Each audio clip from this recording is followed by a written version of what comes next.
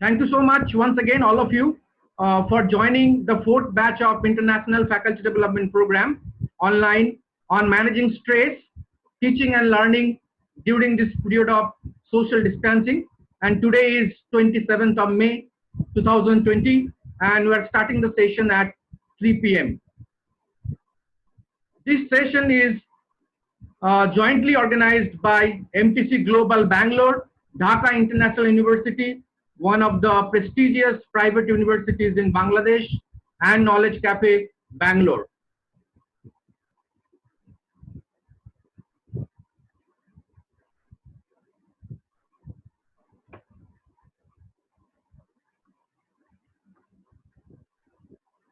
Now, if I look at the latest update as on today, the situation in India and across the world. Today, as on today in India, we have 1,50,000 plus, okay, COVID-19 infected people, and worldwide it is 5.58 million.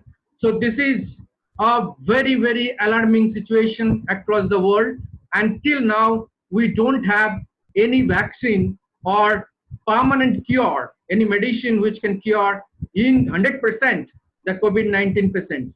However, there are hopes, and scientists expect that by October we'll get some vaccine out in the market.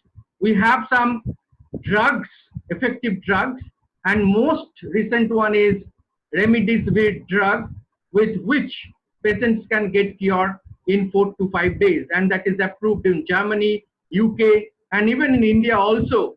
The government has said the local pharmaceutical companies to produce this particular drug. So let us hope for the best. Okay, and government has said that, you know, that lockdown 4 in most of the states, okay, they have lifted the lockdown in the green zone. However, there are some restrictions in the containment zone. Okay, the life has started slowly becoming bounce back to normalcy. But given the situation, but educational institutions especially, we have to wait for some more time. Yesterday, the Honorable Education Minister, Dr. Ramesh Pokhriyal, said that from 8 to 10, schools can commence most likely anytime in July. But 1 to 7 standards need to wait.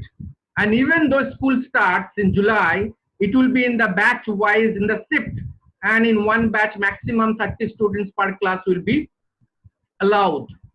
But it is more than 2.5 months since the schools and colleges are closed. And we have the clear directives from UGC that the new batch, the academic session 2020 and 21 will commence from 1st September, and existing batches will commence from the August. And today morning it was there in Bangalore, Times of India, that Education Minister in Karnataka has said that colleges to open from August. And exactly that is as per the directives of UGC and MHRD. Most of the examinations are postponed, and it was there in the newspaper also. Many students' union, and especially in Delhi University Students' Union, they are protesting that the final year exams not to be conducted online, especially online, and students should be given some marks based on the previous examinations, and they should be promoted with 10% increase in the marks, because generally in the final exam students, they do prepare well and they come back with full preparation. So there is lot of difficulties in terms of conducting the classes, in terms of examinations. However, in terms of conducting the classes, all of us, we have a time schedule for conducting the classes online, similar like how we are used to do in conventional modes in the colleges. But as far as education is, this examination special is concerned, so there are a lot of challenges, a lot of controversies also, whether online examination is feasible to be conducted. As per the National Sample Survey, no observation, 8% of the household having youth between the age of 20-24 years have their own laptop and the internet connection. So this is may not be a right time to have no full-fledged online classes or even examinations to be conducted online. But having said that, we have huge penetration as far as smartphone is concerned. Almost all the youth, they have the smartphones today. So mobile education, it's possible. So there are a lot of innovations, there are a lot of disruptions happening in academia, especially this pandemic unprecedented time. And people say that technology is a great leveler. Today, if you look at whether it is Harvard, whether it is Stanford, Oxford, or our next door rural college, all are using the same platform. So as far as the platform is concerned, teaching learning platform is the same platform. Okay. And this pandemic, okay, this pandemic has really motivated, inspired the students. I was there in one of the interactions, and one professor was telling that today we don't have the regular classes, but students are very curious to know. They search in the Google, they go to different websites, and they get to know what they're interested to know. I think that's exactly is the learning. Learning is no, it's self-motivated. There must be some kind of drive from within to learn the things. So that's the difference between the education and the learning. And if both things happen together, there is nothing better than that. Now let us have these situations, these unprecedented situations. Okay, they have given some of the problems as far as teaching, learning, or the managing our day-to-day life, is concerned. And I have divided the complete FDP into few focus areas so that we can meet the expected outcome of this particular international FDP. The focus area 1 is in-depth analysis of present situation and its impact on education sector. That's our primary focus area 1. Now, this is a new normal kind of situation, as this particular virus is not going to leave us very soon. So I think we need to maintain the social distancing. But obviously, the social distancing should not lead to knowledge distancing, right? So this new kind of situation, we have to live it with care. We need to maintain the social distance, we have to maintain the hygiene and general precautions we need to take. Even when the academic session starts, college starts functioning. So we need to live with this situation for quite some time until unless an effective drug or vaccines come out.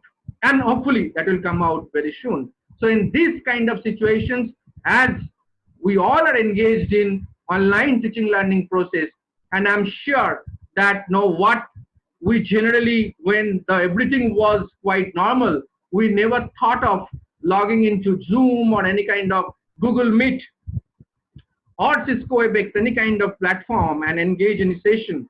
But today, it's become possible.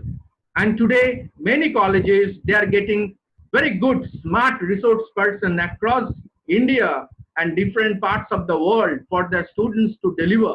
I think there are a lot of value addition in terms of new normal. And this is going to happen. This is a kind of disruption.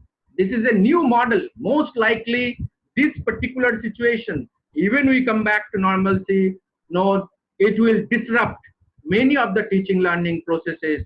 And expert says there will be a new kind of 21st century university giving major focus on IT and major focus on in-depth learning, the project-based learning, which generally don't require the continuous teaching learning process. It's based on the project.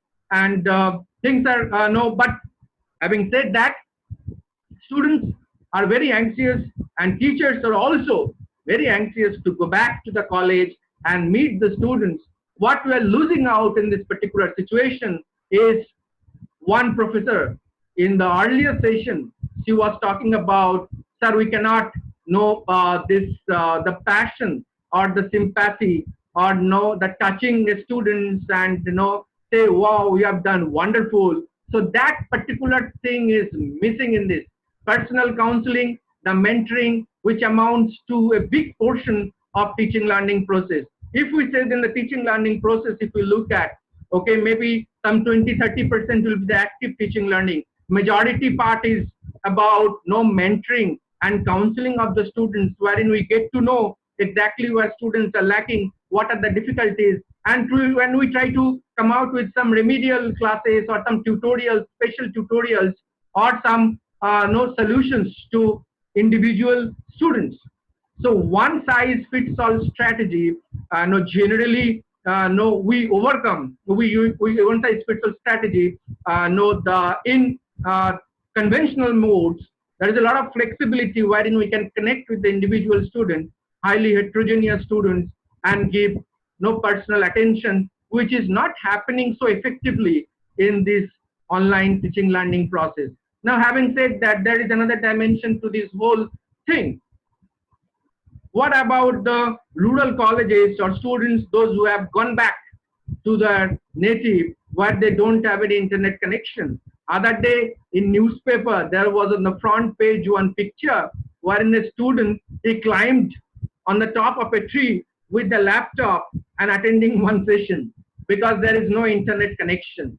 Okay, the variation, the signal strength variation on the ground. So there are difficulties. How to address those kind of challenges, especially the rural colleges and rural students are facing today.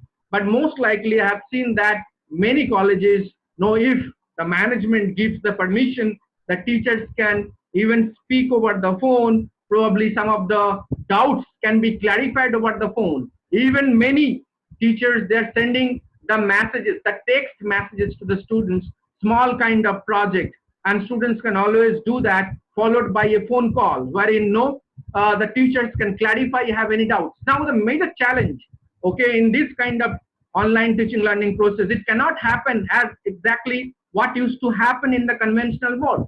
In the conventional mode, teacher used to go and teach from the beginning of a particular lesson plan to the end of the particular session. But I think here we need to give a lot of input, the study notes, the material, the questions, no analytical question, conceptual question, case-based questions.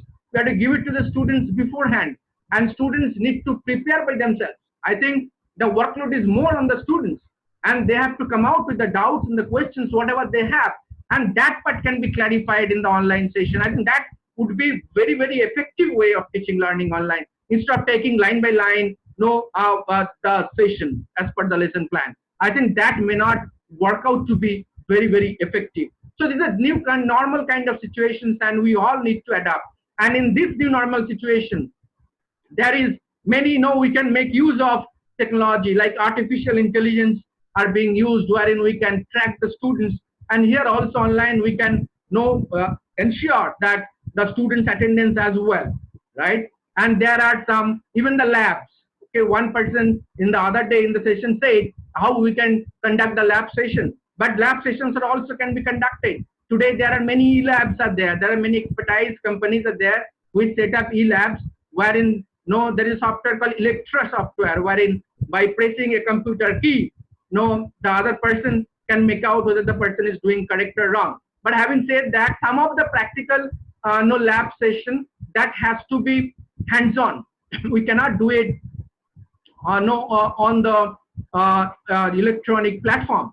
But there are many developments as far as e-labs are concerned. IIT Delhi, they have the e-labs in different branches of the department, EC and all, and probably many colleges also may have the e-lab. So there are a lot of development, there are a lot of innovations are happening as far as teaching learning process is concerned during this difficult time. Another major area today is the admission, right? Most of the colleges now, they can't depend on conventional mode of admission process wherein they take part in some educational exhibition, some fair, or they use consultants to get in touch with the students, okay, or they go for some kind of promotional activities or lecture, going to the colleges and giving demo kind of thing about the institutions. Those things are not happening. So I think this is a very tough time. So what colleges are doing nowadays? They are conducting online tests, they are online quiz, they are doing offering reduction in the tuition fees, and there are a lot of innovations especially happening in this area. One expert says that can we do pay you later scheme for the students to attract the students? Let the students take admission. See, the challenge today is because of the poor economic condition, and many people, what is happening in the industry. It's not about Uber, it's not about Ola, not about the Udan. There are many companies which are laying off their employees, and there is pay cut. So all things are not so good. So in this difficult economic condition, how the parents can pay the tuition fees, I think many will have tough time. Other day in newspaper, there was in Hyderabad, some private school teachers, they are doing the job of labor to earn their livelihood. See the kind of situation. It's a very, very tough call. And no, and there are many counter questions also. As the sessions are not happening, why students should pay the money, for like June to September session? Okay, and there is no directive. Possibly Louisiana and Punjab government has come out with directive that schools not to charge any fees. Okay, like transportation fees and all those stuff, as students are not availing those facilities except the online classes fees. I think some parts of India, some state governments are taking action because of poor economic conditions, and there are news also, many teachers are not paid, teacher salaries are cut. So this is a very, very grave situation, I believe. And as I interact with hundreds of teachers, and I find that situation is very alarming, and it's a very tough call. And we know most of the institutions, they depend on their revenue comes from the fees, and very few institutions are there which have no significant sources of revenue coming from non-fees, like extension activity, consultancy, industry sponsored project, chair professor, okay, all those kind of research and development activities. So major income coming from the admission. So if the admission is not happening properly, so there is a big question of financial sustainability. Today in the newspaper in Bangalore, it is there that many preschools are closed and out for sale, because schools, there is preschools up to 1 to 7, we don't know when it is going to start, and there are teachers, there are maintenance costs are there, how the schools are going to survive. I think very, very tough time ahead. But given the situation, still I think all of us would agree with me that the quality will sustain. That's why, okay, there is a saying that more we sweat in peace, okay, less we bleed in the war. I think the tough time, if we maintain the quality, and then whatever may be the conditions, even it may be a very tough time, but quality institution will definitely survive. The problem will be with the last point, last and the second, and that and then the other point, the student mobility and the internationalization of higher education. Every year, I think all of us are aware that more than 1 lakh students, they go abroad for the higher studies, and it was there in the newspaper, London School of Economics, Oxford, and most of the universities, top universities, they are not considering the GMAT or JRE examination for admission. They have waived off. Now students can directly come for interview and they can appear. Okay, they can take admissions. I think in India also, the CAT, MAT, other kind of admission test in this difficult time, it's becoming very, very problematic for many students, especially for the rural students. Okay, how they will appear for this kind of examinations? And everywhere there is a fee. In these difficult economical conditions, I think this should, at least this should be, fee should be exempted, or government must bear the fees, if we can put it, or maybe based on their PUC examinations or UG examination marks or some kind of interview, directly students should be admitted to the courses. I think some paradigm shift we have to bring in, where the top league, Ivy League institutions are not considering the entrance test marks. I think we don't find any logic in India in this difficult economic situations. And we know the fate of the laborer, how they're traveling to their natives, and the difficulties, the financial problems, okay, and many people are starving today. Government is doing its best. What government can do it? Any government, whoever may be in the power. Okay, today, our Honorable Prime Minister has taken a lot of measures. There is a 20 lakh crore packages announced in different sectors to boost the economy. I think a lot of initiatives are taken, but the situation is such, okay, how much initiatives you take, there will be some pitfalls, there will be some challenges. Now, if you talk about the teaching learning process, what I was referring, again, the examination, the conduction of examination, artificial intelligence can be used as a, no, there can be online proctor, and there can be no the webcam to recognize that whether the same person is appearing for the exam or someone is there along with him. So there are technology available to even conduct online exam. But problem is not conduction of the exam. The problem is somewhere else. Whether all the students have the access to the internet and the no connections, internet and the laptop. I think problem lies there, not problem lies the technology part. So that we need to ensure student mobility.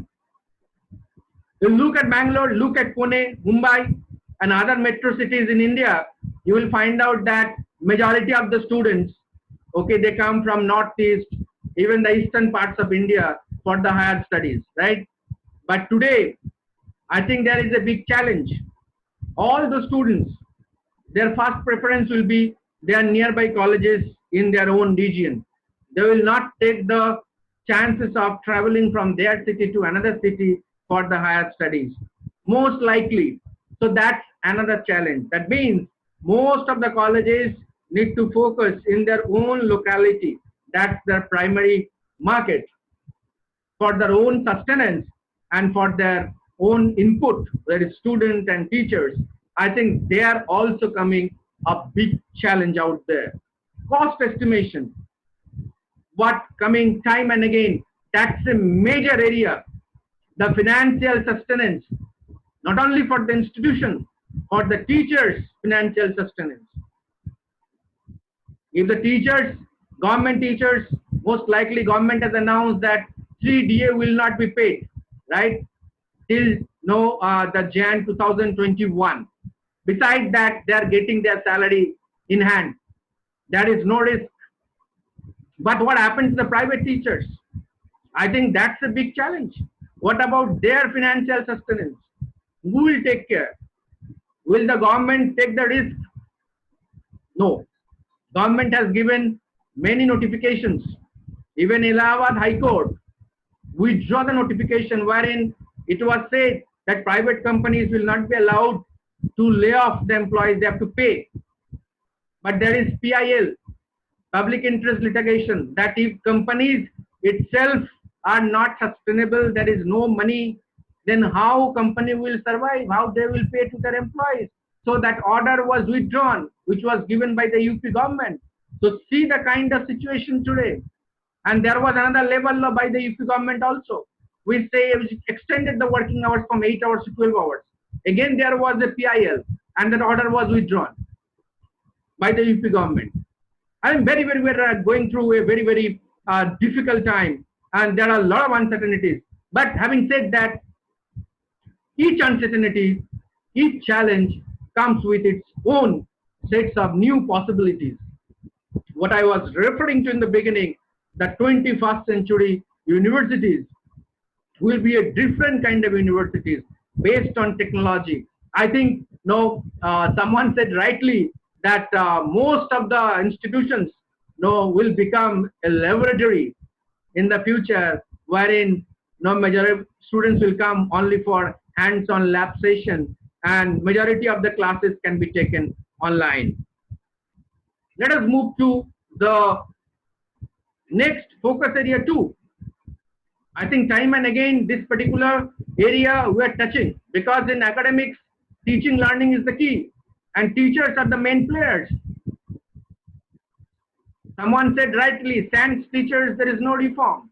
Reform starts from the teachers. They are the heart, they are the software of any institution. So until unless they are taken care of properly, their interest is taken care of properly, they are inspired, they are motivated.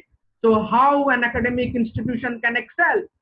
Institution cannot excel, I think, with their institution cannot excel with their beautiful infrastructure, okay, and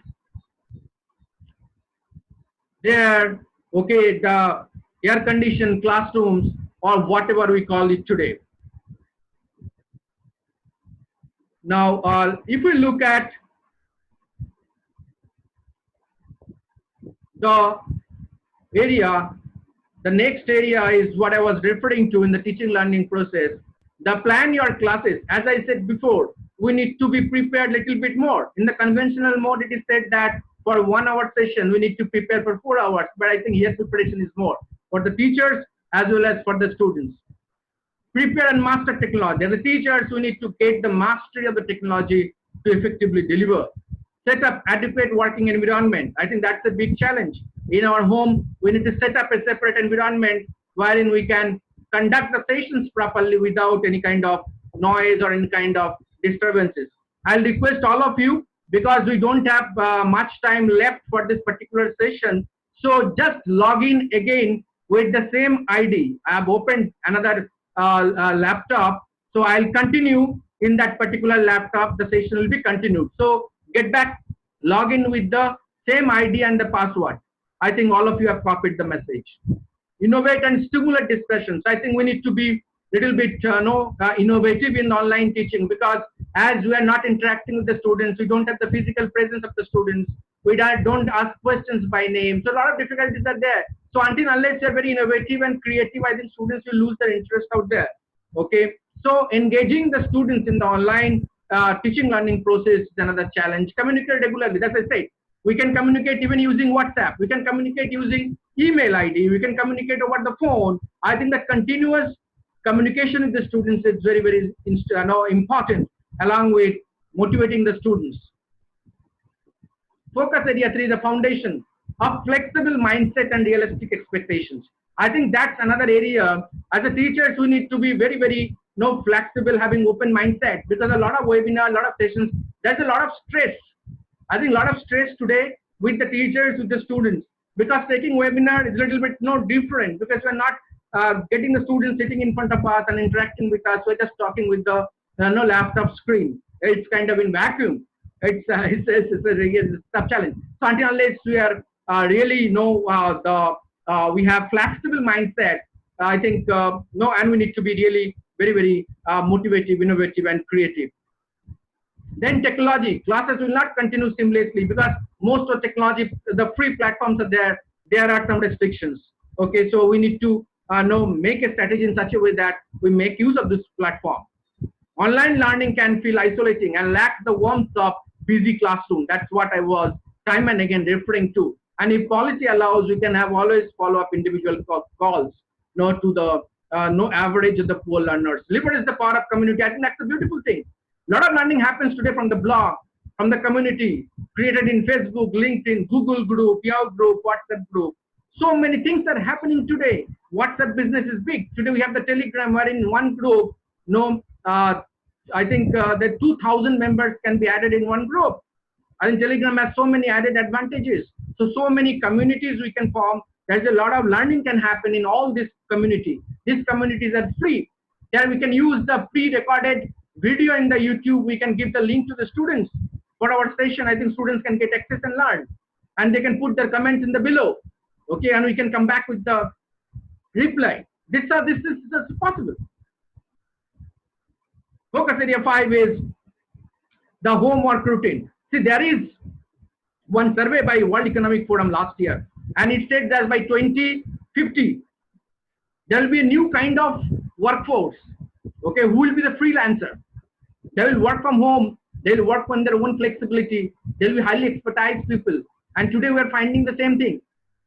And they coined the term, they will coin the term today, WFH, work from home, which is otherwise known as SOHO, small office, home office. There's a new kind of workforce.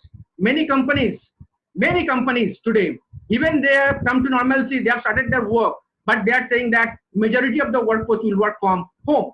Even Facebook is preparing that more 90% of their workforce, even they come back to normalcy, they will work from home. And they're making that kind of technological platform wherein their staff can work from home. I suggest for the academic institutions, even if it starts working, okay, the colleges starts functioning, but in lesson plan, at least 20-30% of the lesson plan must be done using the online platform, so that we can keep the habit.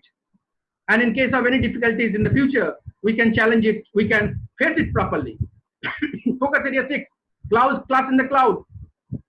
There is a famous experiment Class in the Cloud by Professor Sugata Mitra in Mumbai Slam, wherein some laptops are given to the students, and without any briefing, students, we could find out after a few days the students have learned by themselves.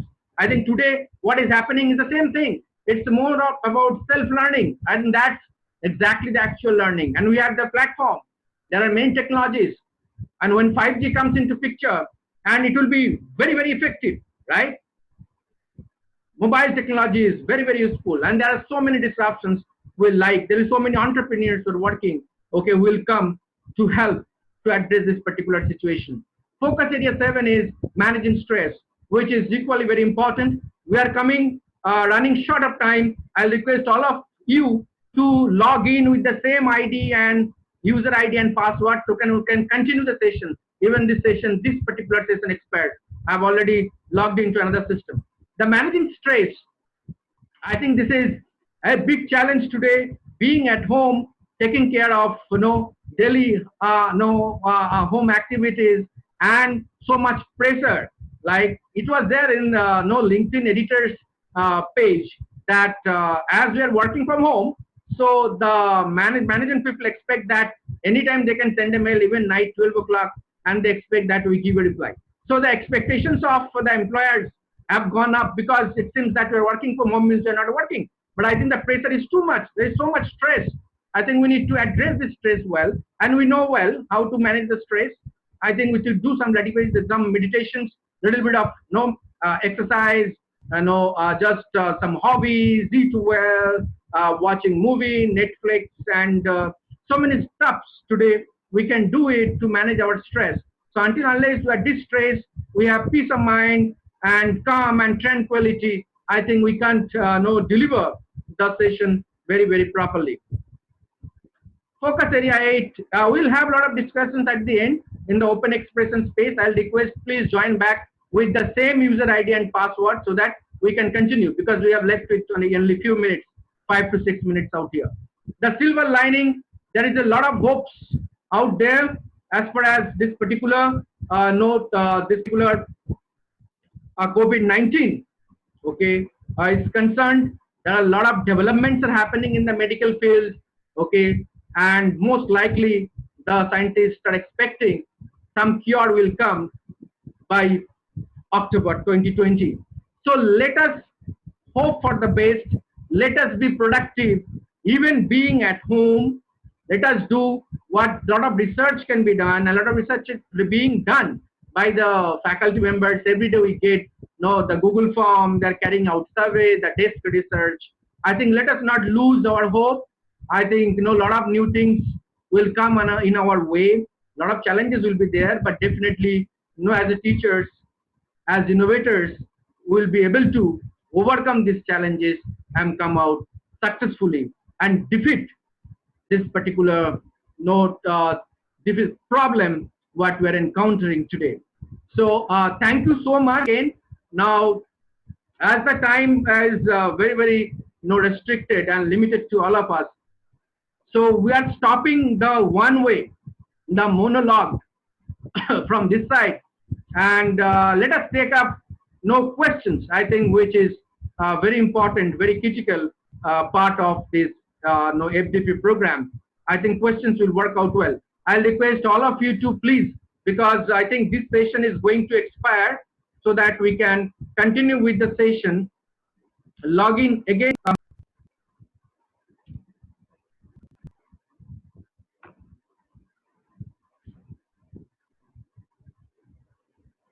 Okay.